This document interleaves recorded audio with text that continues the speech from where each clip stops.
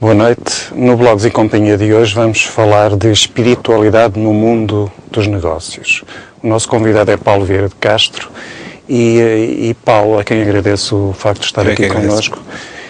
Paulo, nos dias que correm, que nós vemos estas menções da banca, do FMI, dos ratings, de toda esta dimensão monetária e preocupações financeiras, entrar aqui com o conceito de espiritualidade é o quê? É uma forma de fuga a este problema de encontrarmos aqui um outro padrão para esta situação. Afinal, o que é isto?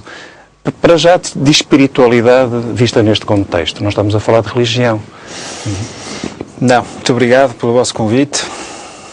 Eu gostaria de dizer o seguinte. A espiritualidade é uma, que é dos homens, e a religião serão muitas, de muitos deuses, de muitas entidades.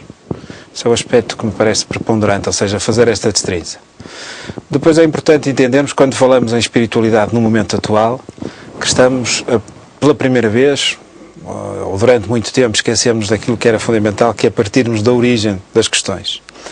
E partirmos da origem das questões é aqui, nesta perspectiva de que a espiritualidade poderá ser, ou deverá ser, entendida como o mais alto patamar da ética empresarial. Isto significará, então, que vamos partir de um conjunto de valores, de um robusto centro de valores, que jamais nos permitiriam chegar ao ponto onde chegamos. Ou seja, se nós partirmos do início da questão, nós, naturalmente, que não iríamos, como andamos agora neste momento, a tentar reparar o resultado. E seria extremamente importante nós partirmos daquilo que é mais íntimo, mais interior, dentro do ser humano, para podermos entender o que diz respeito ao ser humano. Não fará sentido partirmos de um conjunto de conceitos, a criação do ser humano, para entendermos o que é ser humano. Mas é possível, porque eu vejo aqui o conceito da espiritualidade como uma questão individual, mas também pode ser visto dentro de uma organização. E tu tens uns textos escritos sobre a espiritualidade na própria empresa. O que é que se pretende? É transferir esta forma de estar do ser humano mais preocupado com outros valores que se consideram importantes e trazê-los para dentro das empresas? É isso que está em causa? Naturalmente que a questão individual na perspectiva empresarial, ou quando pensada em termos empresariais, passa pela ideia, pelo conceito de autorrealização. Do ponto de vista do que é o entendimento comunitário, do que é a espiritualidade nas empresas, eu diria o seguinte: quando duas pessoas se encontram, isto independentemente da circunstância e do tempo, quando duas pessoas se encontram, nasce uma terceira entidade.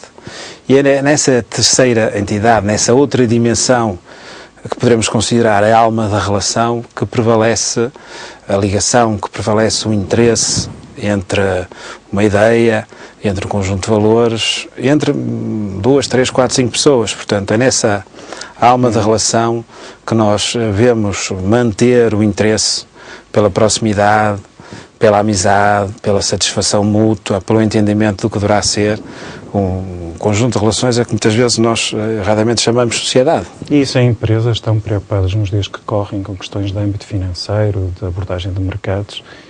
O falar de espiritualidade é algo que o gestor vai querer ouvir? Entendes isso até como, se calhar, a forma de resolver os seus problemas? Bom, a questão como é que surgiram mesmo esses problemas? Foi da falta dessa espiritualidade? Pois, nesta perspectiva que temos estado a abordar, ou seja, se partirmos de um centro robusto de valores, nesta perspectiva do mais elevado patamar da ética, então nós poderemos dizer que, melhor, eu se calhar devolveria a questão, que é onde é que nos levou a forma de estar e de pensar dos grandes estrategas, a forma de estar e de pensar dos grandes economistas. Chamado liberalismo, um liberalismo que não atendia a valores de partilha e solidariedade. Naturalmente nós sabemos que no capitalismo atual existe uma partilha de meios, mas não existe uma partilha de fins. E se calhar aí é que nós teremos que trabalhar mais e melhor. Portanto, eu não me oponho de maneira nenhuma ao capitalismo, como não me oponho ao liberalismo. Não faz sentido nenhum, do meu ponto de vista. Contudo, é preciso que, quer do ponto de vista dos meios, quer do ponto de vista dos fins, exista um outro entendimento mais de comunhão. Ir agora no conceito de espiritualidade, a ciência. Eu tenho uma pessoa amiga que é um físico que está a trabalhar muito próximo da área nuclear e disse que para o que está a estudar, que tinha muita necessidade de recorrer a aspectos espirituais para se envolver também no trabalho científico. Afinal, a ciência precisará da espiritualidade para se desenvolver? Eu não falarei em nome de toda a ciência. Contudo, aconselho um livro chamado Einstein e Buda, da editora Estrela Polar, onde se faz a comparação, através de afirmações budistas e afirmações das pessoas ligadas, portanto, às questões do nuclear, onde se faz a comparação entre aquilo que é a perspectiva budista, com milhares de anos, e a perspectiva daqueles que, de algum modo, se basearam a sua perspectiva científica na quântica. É muito interessante ver que, de facto, a ciência... Há aproximações. A ciência, no devido tempo, foi buscar conceitos milenares ao Oriente, normalmente às religiões, se bem que o budismo não é, na sua origem, uma religião. É o quê? Peço desculpa. É uma filosofia, uma maneira de estar na vida. A maneira de entender a vida, mas não é uma religião, que assim, pelo menos não considera sequer a hipótese de existência de qualquer Deus, não é? Portanto, o que eu queria dizer é o seguinte: quando a ciência foi buscar ao budismo muito dos seus conteúdos, o que acontece é que a ciência se esqueceu dela própria. Ou seja, nós, se formos ver, a quântica é qualquer coisa que, apesar de ser recente, ou seja, é do início do século passado, apesar de ser recente, foi rapidamente esquecida. O que a quântica trouxe foi a possibilidade de provarmos cientificamente, matematicamente, a todas as hipóteses de que falamos, da interdependência, da questão de nada estar quieto, portanto, tudo estar em completa impermanência. Portanto, tu também tens uma frase que é a seguinte, relativamente à percepção do mundo, que ninguém é vítima do mundo, mas sim da forma como o percebe. Isso, o que é que significa, se pudermos transpor isto para o indivíduo e também para a empresa? Significa que a realidade está dentro de nós e todo este processo de mudança é mais um processo interior do eu do que propriamente o ir buscá-lo lá fora? Não, em primeiro lugar, afirma que a mudança é possível. Depois diz que essa mesma mudança só depende de nós, depende da nossa perspectiva. E a simples mudança de perspectiva, muitas vezes, é suficiente para mudar tudo. Portanto, se nós quisermos aqui entender isto numa questão prática, digamos assim, podemos dizer que esta questão da crise poderá ter várias leituras. Pois. Ou seja, para mim a crise é uma oportunidade. Aliás, os chineses têm na sua língua uma só palavra para significar crise e oportunidade. E estamos a falar de qualquer coisa que foi pensado há alguns milhares de anos.